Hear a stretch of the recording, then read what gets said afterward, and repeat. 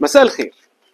الكلمة اللي حيرت العلماء من البروكرز والديفلوبرز. كل بروكر في مصر ما يعرفش عن البيع غير ROI وكوميونتي وبيبيع بيهم والناس بتشتري الكلام. طب هو ايه كوميونتي ده؟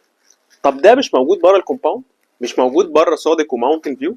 طب مش موجود عند الراجل اللي شاري شقة تحت مسمى اهالي؟ طب ايه رأيك لو دورنا شوية وعرفنا ايه لازمة الكوميونتي وايه البيع في كده؟ اصل لو انا عشان اعيش في كوميونتي لازم ادفع 20 30 مليون جنيه، يبقى لازم نفهم.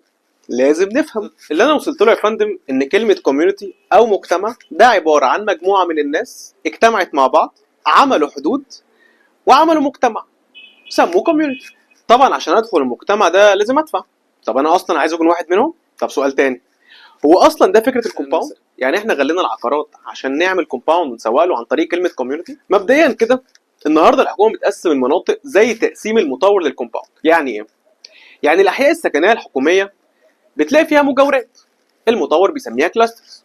بين كل مجاوره وبعضها في سنتر، المطور بيسميه كوميرشال. على حدود كل حي في منطقه تجاريه، المطور بيسميها مول. وطبعا بين كل كام حي ممكن نلاقي مدرسه او مباني طبيه، واكيد وسط كل مجاوره في مساحات خضراء. وانت عارف المطور بيسميها ايه؟ كده بقى احنا عملنا حدود للمجتمع اللي هيعيش جوه ونمط معين للحياه، بس مش مقفول على نفسه بسور زي الكومباوند. هل بقى اللي ساكن في المجتمع ده وحش؟ الحقيقه لا. الحقيقه ان اللي ساكن هناك ناس عاديه جدا على قدر الثقافه والعلم، زيها زي اي حد ساكن في الكومباوند. شقته ممكن تكون بتشوف لاندسكيب، وبعض الاجهزه اللي ماسكه المناطق ديت بتكون حازمه وبتخلي شكل ولون موحد للمنطقه. طب نرجع تاني لكلمه كوميونتي.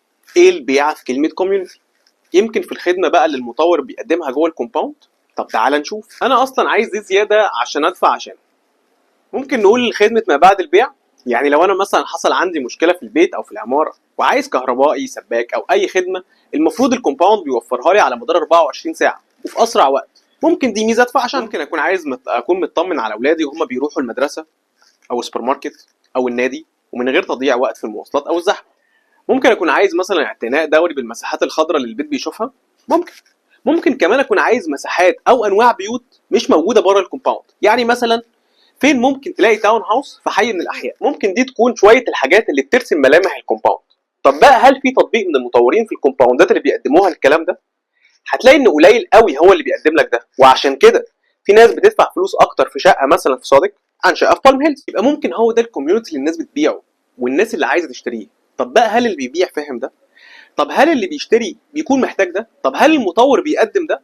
الحقيقه ولا حد فاهم حاجه. وشكرا واشوفكم في الحلقه الجايه.